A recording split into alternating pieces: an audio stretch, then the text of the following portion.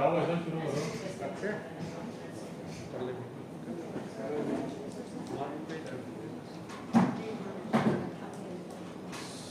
पहले तो मैं Ishwar president extension lecture welfare association 2000 extension lecture की तरफ से अपने सभी मीडिया के भाई बहनों का तहे दिल से धन्यवाद करता हूँ कि उन्होंने इतना कीमती समय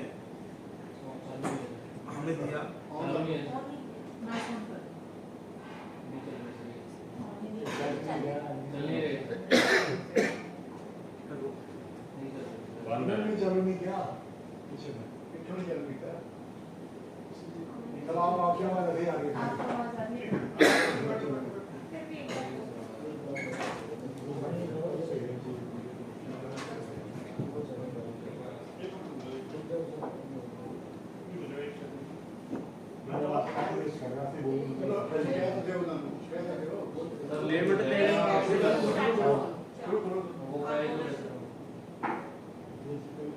बहुत बहुत धन्यवाद आपका कि आपने इतना कीमती समय हमें दिया।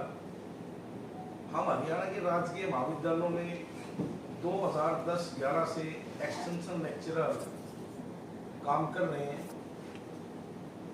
आपके संज्ञान में हम लेना चाहते हैं कि जब 2010-11 में एक्सटेंशन लेक्चर को लगाया गया तो उस समय पर पीरियड 250 रुपये और मैक्सिमम 18,000 के हिसाब से लगाया गया। उस समय हरियाणा के कॉलेजों के अंदर रेगुलर असिस्टेंट एसोसिएट प्रोफेसर की बहुत ज़्यादा भारी कमी थी और उस समय एक रिसोर्स पर्सन की पॉलिसी तैयार की हायर एजुकेशन डिपार्टमेंट ने, जिसके अनुसार 2 राष्ट्रीय जो अखबार हैं उनमें एडवर्टीजमेंट निकाली गई। प्रिंसिपल लेवल के ऊपर एक कमेटी कंस्टिट्यूट की गई और जितने भी एलिजिबल लेक्चरर थे अपने हरियाणा के अंदर नेट पीएचडी एस्पिरेंट थे उन्होंने पार्टिसिपेट किया और कमेटी ने मेरिट बना के उनका सिलेक्शन किया।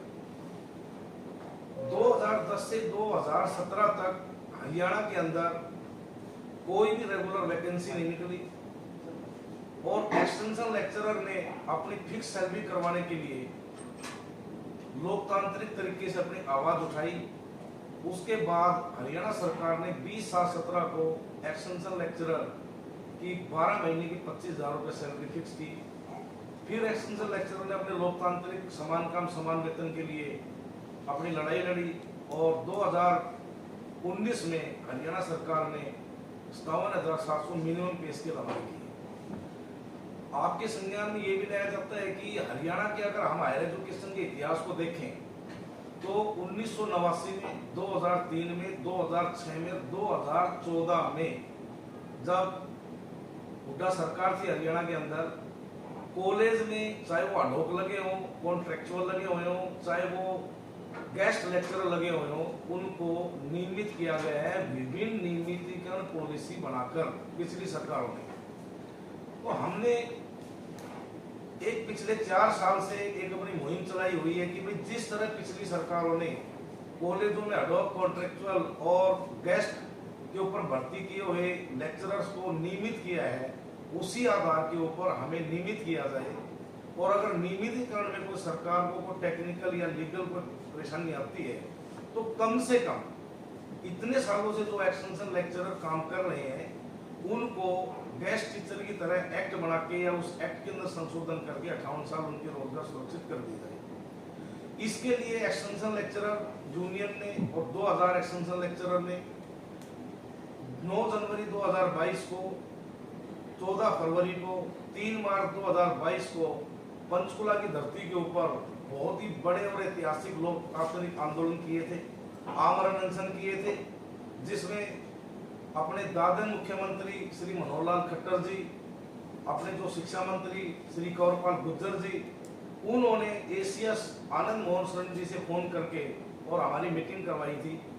उस मीटिंग के अंदर आपको हम बता देना चाहते हैं कि उस मीटिंग के अंदर हमारी सभी विद जॉब सिक्योरिटी और नियमितीकरण के ऊपर सहमति बन चुकी थी। ये एसीएस आनंद मोहन शरण जी से हमारी मीटिंग है उस समय की। और मुख्यमंत्री जी के कहने पे उच्चतर शिक्षा विभाग के जो हायर जो अधिकारी हैं, डायरेक्टर लेवल के, ज्वाइंट डायरेक्टर लेवल के, उन्होंने हमारा आमरण अनशन करवाया था पंचकुला में। आप तो सभी मीडिया के साथी से वाकिफ होंगे, और उन्हें आश्वासन दिया था कि 2 महीने के अंदर हम आपकी एक्ट बनाएं या नियमित करें, हम आपको इसकी डिमांड पूरी करेंगे। लेकिन आज 3 साल निकलने के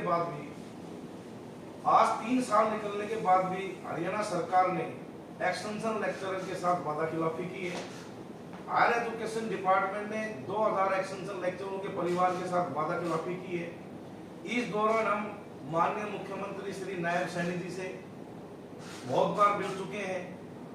chief PS CM Shri Rajesh Khullar ji से भी हम बहुत बार मिल चुके हैं।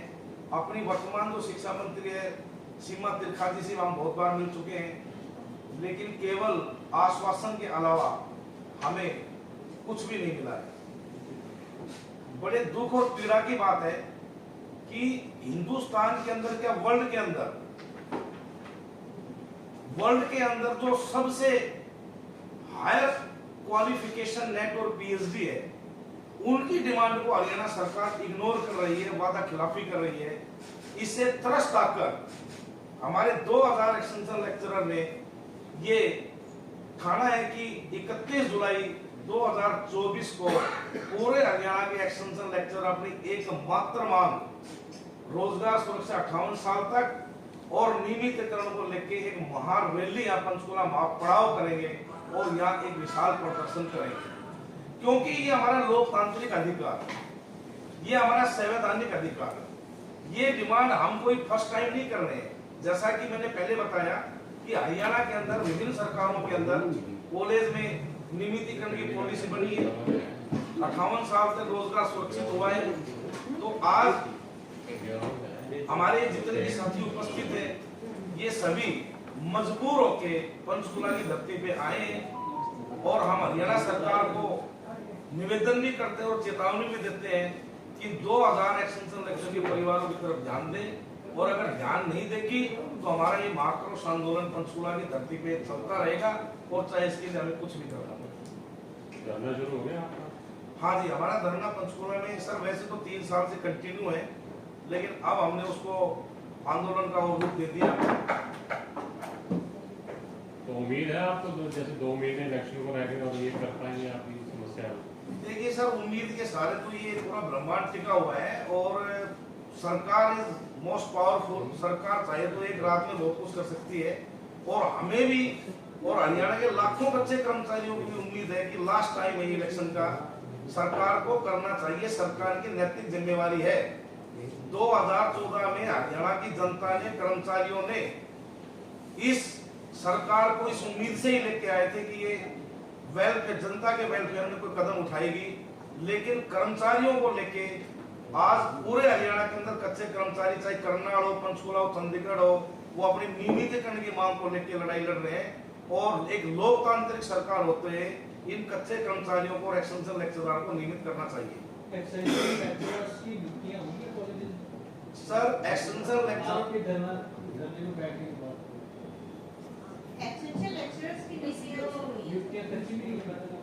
नहीं सर, ये हमारी 2017 में हरियाणा सरकार ने नए एक्सटेंशन लगाने पे बैन लगा दिया था। हाँ जी, बैन लगा दिया था। हाँ जी, ये 2014 से हमारे आंदोलन चले हुए हैं, क्योंकि बताया ना, जब हमारी एज थी फाइट करने की 2010 से 17 तक कोई वैकेंसी नहीं निकली। अभी रिक्वायरमेंट है कॉलेजेस में। देखिए सर, मैं आपको बताता हूँ, एक तो हमारे साथ एक बड़ी घटना चल रही है। हायर एजुकेशन डिपार्टमेंट जो हमारा हेडक्वार्टर है, जिसके अंदर हम काम कर रहे हैं, जिनके अधिकारी हमारे सम्मान योग्य हैं, लेकिन वो अधिकारी सरकार को गुमराह कर रहे हैं, सरकार को गलत आंकड़े पेश कर रहे हैं। सरकार को ये कहते हैं जाके मुख्यमंत्री, शिक्षा मंत्री को, हमारे पास 8700 का वर्कलोड है, जबकि ये वर्कलोड 2-3 साल पहले का है। आज आप सभी मीडिया पर्सन को ये पता होगा कि new education policy has been implemented in Haryana in all colleges, all universities.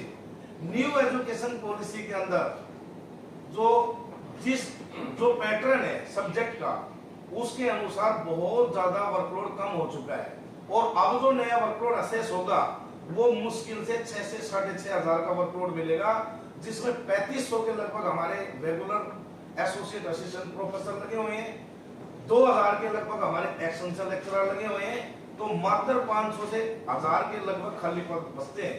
जबकि सरकार को गुमराह किया जा रहा है कि हमारे पास 5,000 का खाली वर्कलोड है, अगर हम 3,000 4,000 वैकेंसी निकाल भी देंगे तो भी एक्सटेंशन लेक्चरर प्रभावित नहीं होंगे। ये बिल्कुल भ्रमित करने वाली बात है। टोटल अब जो वर्कलोड असेस होके आएगा वो 6,000 से ज्यादा का नहीं आएगा। आप कैसे असेस कर रहे हैं कि न्यू एजुकेशन पॉलिसी में कितना घट रहे हैं? सर हम इसलिए असेस कर रहे हैं कि हमारे कॉलेज के अंदर जो एक्सटेंशन लेक्चरर लगे हुए हैं, अब फॉर एग्जांपल मैं बताता हूँ, न्यू एजुकेशन पॉलिसी के अंदर इससे पहले हिंदी और इंग्लिश कंपलसरी थे for each and every student कि आपको हिंदी इंग्लिश पढ़नी पड़ेगी। लेकिन न्यू एजुकेशन पॉलिसी के अंदर कंपलसरी से हटा के दोनों सब्जेक्ट क्या कर दिए, ऑप्शन में दे दिए। अगर स्टूडेंट चाहेगा तो लेगा, नहीं चाहेगा तो नहीं लेगा। अब आप बताइए ग्रामीण क्षेत्रों के अंदर जो बच्चे हैं क्या वो इंग्लिश लेंगे? अपनी मर्जी से नहीं लेंगे।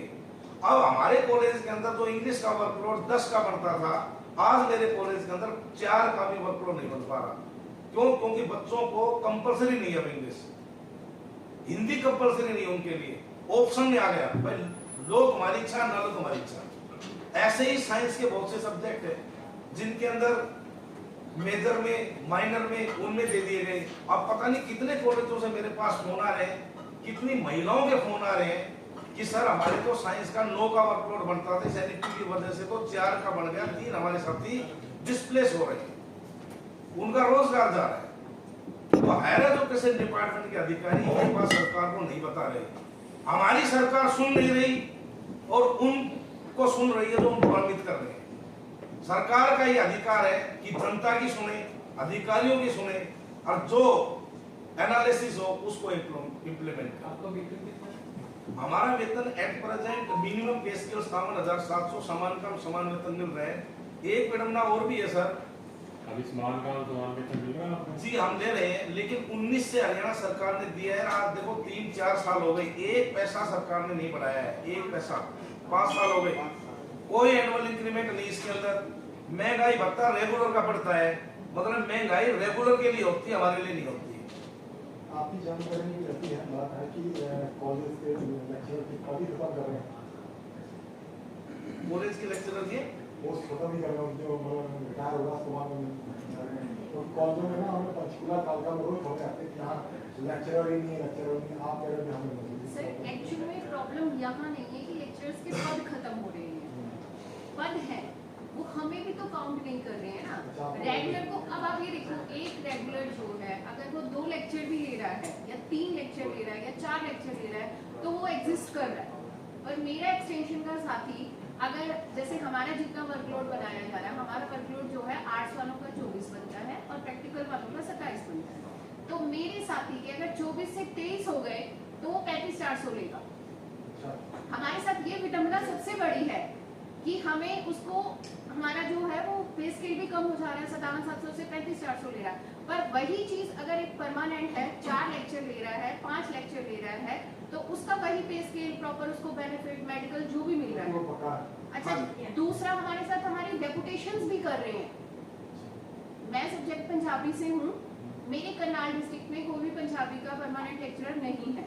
मैं 2014 से गवर्नमेंट कॉलेज सेक्टर 14 में हूँ, तो मैं निगदू और ह्यूमन कॉलेज और दादूपुर और मेरे अपने कॉलेज के मेरे अपने 27 से प्लस हैं, 7 क्लासेस भी मेरे पास। मतलब आप ये देखो मैं वो भी सफर कर रही हूँ, उसके बावजूद मेरी शिकायत भी हो रही है कि आप कैसे कर रहे हो, बीमार हो रहा, सब कुछ हो रहा, हमारे साथ कुछ भी ऐसा नहीं है कि हमारी उन चीजों को भी सुना जाए। नहीं, कम होने पे तो पैसे कम कर रहे हैं। हाँ, ज्यादा होने पे कुछ नहीं मिलता। कोई फर्क नहीं। अच्छा, प्राइवेट जो इंस्टीट्यूट है, प्राइवेट यूनिवर्सिटी है, प्राइवेट कॉलेज है, प्राइवेट जी उनमें और आप में कितना डिफरेंस है पे का? सर बहुत डिफरेंस है उनका भी। वो वहाँ पे मैनेजमेंट के ऊपर डिपेंड करता है। ऐसी वो नेट पीएचडी जितना भी है, हमारा एलिजिबिलिटी क्राइटेरिया जो है वो सरकार के अकॉर्डिंग है, मैनेजमेंट जो उनके लिए डिसाइड करती है, उनका और हमारा अंतर है। नहीं, हम तो ये कहते हैं सर गलत उनके साथ भी हो रहा है। मैं बताता हूँ एडेड कॉलेज के अंदर 25,000 26,000 साइंस को देते हैं, 30,000 ऐसे देते हैं, गलत उनके साथ भी हो रहा है। भाई नेट पीएचडी है लेकिन उनको भी इतनी कम सैलरी दी जा रही है, लेकिन वो एडेड कॉलेज है मैनेजमेंट के अंदर है, हम गवर्नमेंट के अंदर है। हमारे हरियाणा सरकार ने 2017 में equal to equal supreme court के फैसले को लागू कर दिया है, वो हमारे ऊपर लागू हो गया। तो गलत उनके साथ भी हो रहा है, वो भी कच्चे कर्मचारी है बेचारे।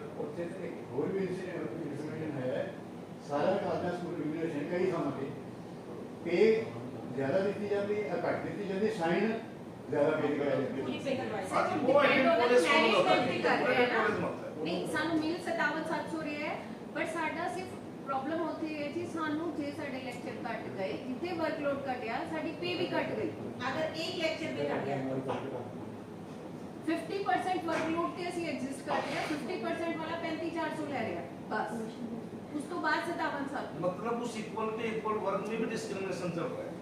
फॉर एग्जांपल जो भी स्पीड मुझे मिल रहा है, मुझे समान काम समान वेतन कैटेगरी में दे दिया 5700। कल ड्यू टू एनी रीजन अगर मेरा एक पीरियड भी कम हो जाता है, 23 पीरियड हो जाते हैं, तो सीधे 35-400 डिपार्टमेंट जाना शुरू कर देता है। अभी देखिए एक पीरियड कम हो जबकि रेगुलर है। कॉलेज वाइज डिसाइड होते हैं या हायर एजुकेशन से डिसाइड? नहीं, वर्कलोड असेसमेंट कॉलेज में होता है, लेकिन जो हायर एजुकेशन की कमेटी है वो उसको फाइनल करती है। वो फाइनल करके कॉलेज की आरपी पोर्टल पे डालती है। कब वो हर साल होता है कैसे है उसका? वो हर साल होता है, क्योंकि बच्चे इंक्रीज डिक्रीज हर साल होते हैं। और वर्कलोड तो वैसे भी डायनामिक होता है, वो इंक्रीज डिक्रीज जो है वो समय के अनुसार होता है। लेकिन डिपार्टमेंट ने ये भी हमारा सोशल पे बस 24 पीरियड होंगे तो ही आपको 5700 देंगे, अगर 23 भी हुए तो भी आपको 35-400 देंगे। अभी कोई ऐसी आपको जानकारी है 5700 कितने ले रहे हैं और 3500 कितने ले रहे हैं? सर 35-400 जो है वो मेरी ख्याल से 200 के लगभग एक्सटेंशन एलिजिबल एक्सटेंशन लेक्चर है जो इस कैटेगरी में है, जिनके पीरियड 20, 22, 23 और ये मांग हमने आनंद मोहन जी के सामने उठाई है कि सर इतना डिस्क्रिमिनेशन नहीं होना चाहिए कि भाई 24 पीरियड मेरा साथी तो 5700 ले रहा है और बाई चांस मेरा एक पीरियड कम होगा 23, मैं 35-400 में आ गया। सबसे बड़ी मैडम ना, मान लो हमने 2017 तक तो ऊपर पीरियड के ऊपर काम किए, सरकार के करोड़ों अरबों रुपए का बजट हमने बचाया। अगर सरकार 2010 के अंदर 11 के अंदर 2000 वैकेंसी निकाल दी एसोसिएट असिस्टेंट प्रोफेसर की, तो उनको 1.5 लाख रुपए देने पड़ते। 17 तक 8-7 साल तक हमने मात्र 6 महीने में रोजगार मिलता था, 6 महीने में अपने घर बैठते थे, साल के 60 से 70 हजार रुपए पड़ते थे बस हमें। अरबों रुपए का सरकार ने हमारे से बजट बचाया। और फिर उसके बाद इस तरह की पॉलिसीज की एक पीरियड कम हो गया तो बोला आपको 35-400, अब 25,000 हमारे हुए। And when we approached to bank that we need a loan, they denied us. जब हमारे 5700 हुए तो हम बैंक में गए, जैसा कि रोटी कपड़ा मकान सबको चाहिए, हम गए तो बोले ठीक है जी आपको लोन मिल जाएगा। अब हमारे सैकड़ों लोगों ने अपना मकान बनाने के लिए दुकान अपना गाड़ियां ले लिया लोन। अब ईएमआई बन रही है उसकी 35,000 रुपए, ठीक है जी 5700 पे। अगले साल उसका वर्कलोड 2 पीरियड कम हो गए, डिपार्टमेंट ने बोला 35-400, तो बताओ उसको गुजारा कैसे चलेगा? वो बैंक की ईएमआई भरेगा या वो अपने परिवार का गुजारा चलाएगा या वो अपना मकान की ईएमआई भरेगा? तो ये सरकार की जानकारी में तो होगा कि अफसर निगरानी कर रहे हैं। सर सरकार की जानकारी में सब कुछ होता है, लेकिन बस ये है कि हमारी शायद जनता की जानकारी में नहीं होता है सब कुछ। तो सरकार ही नहीं चाहती कि ये पूरा पता नहीं, वो तो सरकार और किस लिए होती है? जनता की आवाज सुनने के लिए अधिकारियों की बात सुनी जाती है बस। अब अधिकारी कहते हैं कि इक्वल पे इक्वल वर्क यही है। अरे except teaching we are doing all work in the college assigned by the principal, all duties and responsibilities we are performing. उनके अलावा जितनी भी कमेटी कंस्टिट्यूट होती है कॉलेज में, और आजकल का ट्रेंड चल गया कॉलेजों के अंदर। अभी मैडम हमारे रोहतक से डॉक्टर राधा राठी, ये सिचुएशन बताइए रोहतक कॉलेजों की, बताओ मैडम। रोहतक में इतने एसेंशियल लेक्चरर हैं 100 के अराउंड और 100 के अराउंड ही रेगुलर स्टाफ है हर कॉलेज की सिचुएशन। और ऐसे ही नेकीराम कॉलेज है रोहतक में, सेम सिचुएशन वहाँ पे है, ऑलमोस्ट इतना ही स्टाफ है। सारे एक्सटेंशन लेक्चरर पूरा दिन इस तरह से बिजी रहते हैं, बहुत ज़्यादा वर्कलोड है। हर एक कमेटी में हमें इतना सारा काम मिलता है और हम बखूबी पूरा कर रहे हैं सारा काम। सारे काम करने के बावजूद भी हम इतना मतलब हरासमेंट हमारा हो रहा है। अगर देखा जाए तो 5700 हम ले रहे हैं, वो लोग उनकी सैलरी देखिए रेगुलर की। हम लोगों ने जो है अगर पीएचडी की बात करें, नेट पीएचडी जो है कुछ लोग बाद में करके आए हैं, तो हमारी पीएचडी पे तो सवाल उठते हैं। लेकिन जो पीएचडी रेगुलर स्टाफ करके और वो प्रमोशंस ले रहे हैं, उनके साथ कुछ नहीं हो रहा। कई बार हमारी जो है पीएचडी वगैरह हमारे साथियों की वो चेक हो चुकी हैं, उनकी वेरिफिकेशन हो चुकी है, ना उस मुद्दे को क्लियर किया जा रहा, ना उससे आगे बढ़ा जा रहा। बार बार हमारे साथियों की पीएचडी पे सवाल उठाए जा रहे हैं, बार बार उनको ये कहा जा रहा है कि आप फेक हो। ये चीज़ बहुत गलत है। इस तरह से आप किसी पे सवाल नहीं उठा सकते। अगर फेक है तो कोई यूनिवर्सिटी फेक है, उस पर कार्रवाई की जाए उस चीज़ की, लेकिन ये नहीं कि आप किसी भी एक्सटेंशन लेक्चरर पे सिर्फ उंगली उठाओगे। अगर उंगली उठेगी तो सब पे उठेगी। सर हमारे साथ ही पीएचडी कर चुके हैं, वो एलिजिबिलिटी में आ गए हैं, उनके लिए क्वेश्चन मार्क है। ये भी हायर एजुकेशन डिपार्टमेंट के षड्यंत्र चला करने के लिए कहा जा रहा है है जी। डिमोरलाइज करने के लिए किया जा रहा है। ये हायर एजुकेशन डिपार्टमेंट जो है वो एक साजिश और षड्यंत्र रच रहा है हमारे खिलाफ कि इन लोगों को बदनाम करो। हायर एजुकेशन डिपार्टमेंट ने कोरोना के समय लेटर इशू किया था कि extension lecturer who obtained their PhD from university may be verified from the university. University ने वेरीफाई करके भेज दी। उसके बाद बोला नहीं, बोला प्रिंसिपल लेवल पे कमेटी बनाओ, बढ़ गई, उन्होंने वेरीफाइड कर दी। फिर बोला नहीं हम वेरिफिकेशन करेंगे। 3 साल हो गए डिपार्टमेंट को इस मामले को लिंगर ऑन करते, ड्रैग आउट करते करते। डायरेक्टर से हम मिलते हैं, डायरेक्टर कहते हैं मोदी आप अगर गलत है तो फिर आप लेटर निकाल दो। कहने का मतलब ये है कि डिपार्टमेंट भी हमें कहीं कोऑपरेट नहीं कर रहे हैं और सरकार भी कोऑपरेट नहीं कर रहे हैं। अब हम मीडिया से और अपने हजारों एक्सटेंशन लेक्चरर और जनता से चाह रहे हैं हमें कोऑपरेट करें। कोई ताकत हमें धमका नहीं सकती, सरकार हमें थका नहीं सकती, केवल थका सकती, हरा नहीं सकती। अब हम पीछे नहीं हटेंगे। ईश्वर जी 1.5 महीने का समय रहेगा। अनएम्प्लॉयमेंट वाले ਤੁਹਾਡਾ ਕੀ ਆਈडिया ਹੈ? अनएम्प्लॉयमेंट जिस तरह की एक पीएचडी है उन्हें पोस्ट ग्रेजुएट क्लासेस ਨੂੰ ਪੜਾਉਣਾ ਹੈ, ਉਹਨੂੰ ਲਾ ਦਿੱਤਾ ਜਾਂਦਾ ਆਪਣੇ BA first year second year third year ਦੋ ਲੈਵਲ ਤੇ ਪੇ ਵੀ ਉਸੇ ਹਿਸਾਬ ਨਾਲ ਦਿੱਤੀ ਜਾਂਦੀ ਹੈ।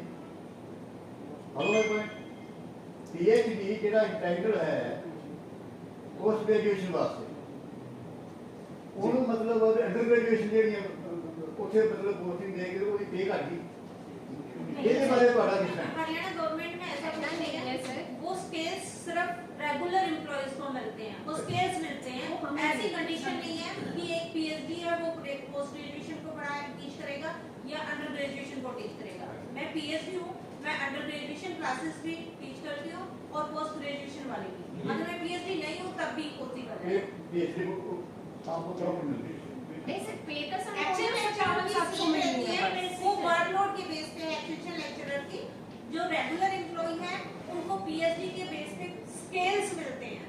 उनके इस चीज से कोई फर्क नहीं पड़ता कि वो ग्रेजुएशन अंडर ग्रेजुएशन क्लासेस ले रहा है या पोस्ट ग्रेजुएशन वाली क्लासेस ले रहा है। ईश्वर जी आचार संहिता लगने में 1.5 महीने का समय रहेगा लगभग। क्या इसका अगर ये सरकार आपकी मांग नहीं पूरी करती तो वोट के रूप में भी आप स्टोर करेंगे बीजेपी सरकार? देखिए सर, एक्सटेंशन लेक्चरर 2000 है, लाखों बच्चे कर्मचारी हैं, इनके रोजगार को सुरक्षित करने के लिए सरकार को कोई एक्ट लाना पड़ेगा, नहीं हरियाणा सरकार को हरियाणा से जाना पड़ेगा। और मैं आपकी थोड़ी सी संज्ञान के लिए बता देता हूँ, मैं खुद साउथ हरियाणा से बिलोंग करता हूँ, रेवाड़ी से। और रेवाड़ी, नारनौल, महेंद्रगढ़, गुड़गांव, फरीदाबाद, मेवात, वहाँ से इस पार्टी को लोकसभा की अब भी 3 सीट दी है और विधानसभा में इनको समर्थन मिलता है। और उधर हमारे 800 से 1000 एक्सटेंशन लेक्चर लगे हुए हैं। अगर इन सभी एक्सटेंशन लेक्चरर के सरकार खिलवाड़ करेगी तो जम के इसका विरोध किया जाएगा इलेक्शन के अंदर। और हमने साउथ हरियाणा के जितने हमारे एमएलए एमपी हैं उनसे भी हम प्लानिंग बना रहे हैं मिलने के लिए। ऐसे सरकार किसी को रोजगार को अपोज नहीं कर सकती। एक्सटेंशन लेक्चरर्स की काउंटिंग 2000 एक्सटेंशन की बजाय 2000 परिवारों के तौर पे की जाए। 2000 परिवार ही क्यों? ये 4000 परिवार नहीं, 4 भी क्यों सर? दो जुड़े हुए हैं सर हम कॉलेजों में बच्चों को पढ़ा रहे हैं, उनकी वोट बनी हुई है, लाखों स्टूडेंट हमारे साथ हैं। आप देखिए एक कॉलेज में एक टीचर पिछले 9 साल के अंदर लाखों बच्चों को पढ़ाते हुए कितने बैच निकलते हैं, वो सारे बच्चे हमारे कॉन्टेक्ट में हैं। आज हमारा भविष्य सरकार सुरक्षित नहीं कर रही तो उन बच्चों से क्या कमिटमेंट सरकार कर सकती है? अरे इससे पहले जितनी भी सरकारें आई है उन्होंने कच्चे कर्मचारियों को रेगुलर है सारे काम किए हैं। आपका विरोध केवल इतना है कि आपको पक्का किया सर हमें बिल्कुल नहीं किया जाए, डिजर्व करते हैं हम, बिल्कुल हम डिजर्व करते हैं। हमारा सबसे बड़ा मुद्दा ये है कि हम पिछले 10-12 सालों से काम कर रहे हैं, उसमें से 1200 फीमेल है, सबसे बड़ी बात। और हरियाणा गवर्नमेंट एक नारा देती है बेटी पढ़ाओ, बेटी बचाओ और बेटी पढ़ाओ। वो पढ़ी लिखी बेटियां जहाँ 12 साल से सफर कर रही हैं, उनके लिए सरकार कुछ भी नहीं सोच रही है। और उसमें से 80% 40 प्लस हो चुके हैं। अपनी एज जो ओवर एज है, कोई किसी एग्जामिनेशन में ये पार्टिसिपेट एक्सटेंशन लेक्चर्स रखे जा रहे थे, तो उस टाइम पे ये कॉन्ट्रैक्ट बताया गया था कि कितने साल के लिए ये होगा। नहीं, कोई कॉन्ट्रैक्ट नहीं था। ਸਰ ਕੋਈ ਕੰਟੈਕਟ ਨਹੀਂ ਸੀਗੇ ਪ੍ਰੋਪਰ ਅਖਬਾਰ ਜਿਹੜੇ ਨੇ ਸਾਡੇ ਨੈਸ਼ਨਲ ਲੈਵਲ ਦੇ ਉਹਨਾਂ 'ਚ ਐਡ ਕੀਤੀ ਗਈ ਦਾ ਟ੍ਰਿਬਿਊਨ 'ਚ ਵੀ ਆਈ। ਅਸੀਂ ਉਹਨਾਂ ਤੋਂ ਅਪਲਾਈ ਕੀਤਾ, ਇੱਕ ਪ੍ਰੋਪਰ ਪੈਨਲ ਬੈਠਿਆ ਜਿੱਦਾਂ ਅਸੀਂ ਬੈਠੇ ਐਂਡ ਪ੍ਰਿੰਸੀਪਲ ਦੇ ਨਾਲ ਇੱਕ ਪ੍ਰੋਪਰ ਪੈਨਲ ਬਿਠਾਇਆ ਗਿਆ, ਇੱਕ ਪ੍ਰੋਪਰ ਰਿਕਰੂਟਮੈਂਟ ਕੀਤੀ गई। एक्सटेंशन लेक्चरर्स ने 6 बार इंटरव्यू फेस किए हैं। वो हर साल इंटरव्यू देते थे, हर साल उनको सिलेक्ट किया जाता था।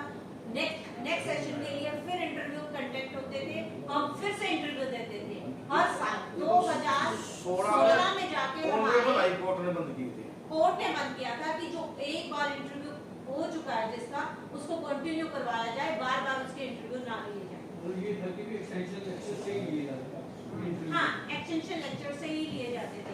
हर बार नए कैंडिडेट हमारे साथ ऐड ऑन होते थे और हर बार हमारा अपने इंटरव्यू के बेस पे, हमारे मार्क्स के बेस पे हमारा सिलेक्शन होता था। ऐसा नहीं है कि एक प्रॉपर चैनल से हमारा कोई नहीं है।